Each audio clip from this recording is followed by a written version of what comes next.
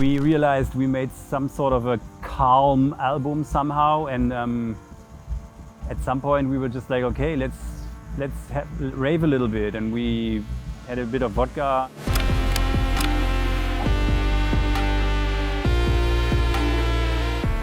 Hi, this is Moderat, and we are doing a track by track from our new album More Data here on Jack.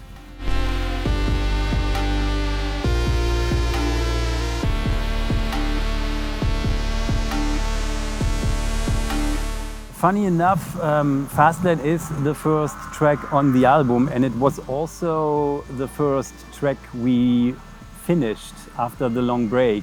And it also is one of the few that happened like old Moderat songs were done. It's more like us remixing each other's rather than writing music together. I think Fastlane was an idea I sent to these guys like long time ago, and then they just came up with, hey, we made a track. Maybe that was some sort of a starting point for the new record.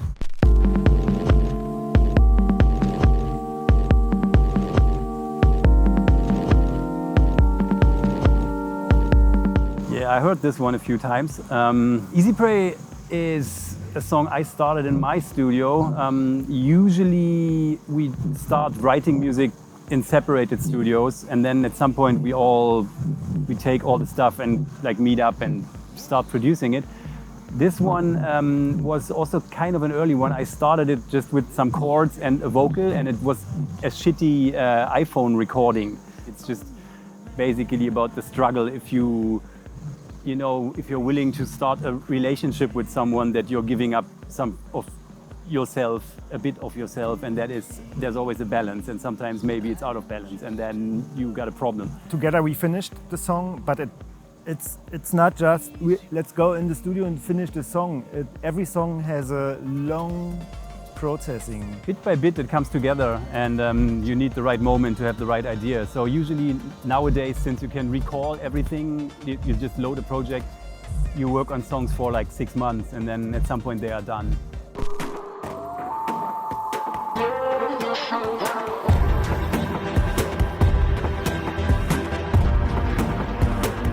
This one came from your hard drive. The basic idea of Drum Glow is much older. I think it started when we toured as Moderat in 2017. People always think I'm the one who's responsible for the beautiful melodies and the singing and all that stuff, but I made the beat for this one. So that's another thing why Moderat is very refreshing for us. Sometimes we can take, as Szary said, different roles and identities, and sometimes I can do what I usually would not do, like putting a beat, writing a hard beat, whatever. And yeah, Szary can do the opposite.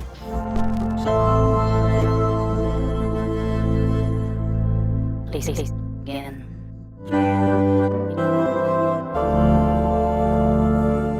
Soft Edit is actually a much longer song. We just cut it in half and we only used one part.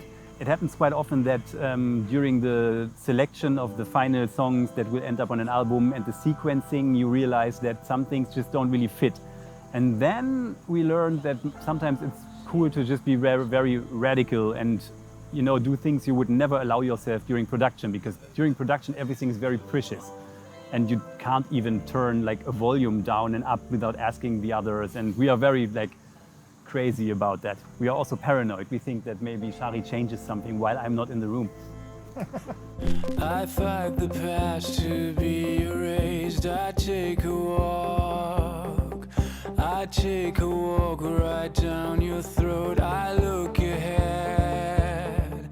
The main line, it's made with a modular system with sequence percussive things. It's a very unusual song for us as well, because maybe that's the song where you hear the feeling of that there was a pandemic outside. This one has a little bit of this claustrophobic feeling. It's a little unsettling, and the other ones always have this little bit of faint happiness somewhere, melancholic feeling, whatever. But this one is a little creepy.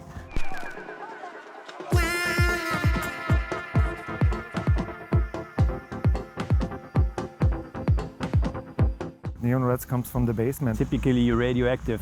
It's the last song we made. we realized we made some sort of a calm album somehow, and at some point we were just like, okay, let's rave a little bit, and we had a bit of vodka. Sometimes we put the chairs beside and we dance around and we switch the beat on and off, and it's playful. And those are nice, really, really nice and special moments. Unfortunately, they don't happen so often anymore, but Neon Reds was one of these moments.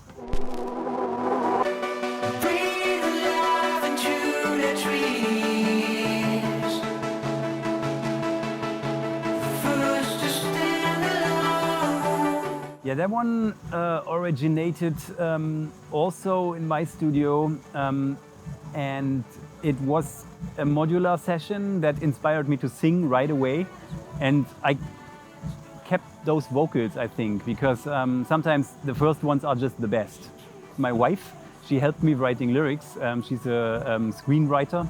And this one is based on Botticelli's Venus. The Venus inspired my wife to talk about how it is for a woman to stand, to be on her own somehow. And the picture is just a woman going out to dance through the night, which sounds quite like, yeah, so what? It's an easy, normal thing to do, but it's actually not for women. Our electronic scene, I have to say, was quite... I had very good experiences in the past, because even back then, 20 years ago, I think we were already very forward-thinking, and because in techno everybody was allowed, and there were lots of women alone on the dance floor, and there were not 5 people trying to grab them or whatever, you know. I'm coming from a world where this is actually has been possible since a long time, but my wife is not coming from this world, so we had a lot of discussions about that, and it was interesting for me to see that point, which for me was not so easy to understand.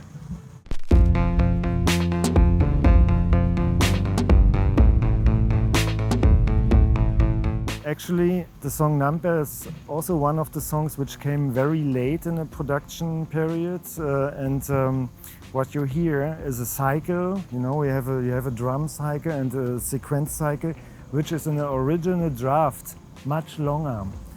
And our partner Gernot, which is not here right now, he has a talent to find the right moment. Okay, that's too long, I make it shorter. Also, it's not so easy sometimes if somebody says, oh, your idea is wrong, I'm going to change it. Sometimes it needs, you know, it's not so easy to accept. That's part of the therapy. Part of our group therapy, yes.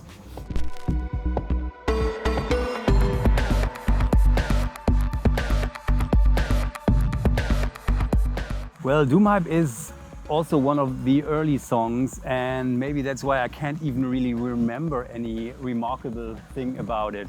There is a sound in the track. It sounds like a bell, and we worked about 2 days to find the right tuning and the right sounding of the. It's just a step, you know. We have the dan dan dan dan.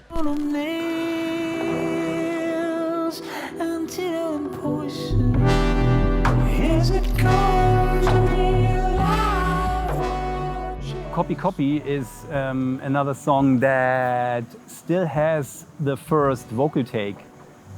Especially with those very intimate ones, sometimes it's so much better than a vocal take when you did something for 20 times already, because then the feeling disappears and then it becomes kind of like robotic.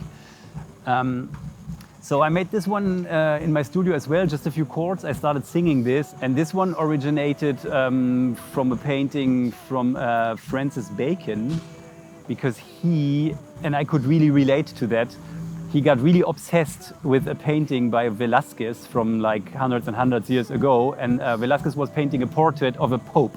And Francis Bacon got super obsessed with that portrait, and he did interpretations 50 times.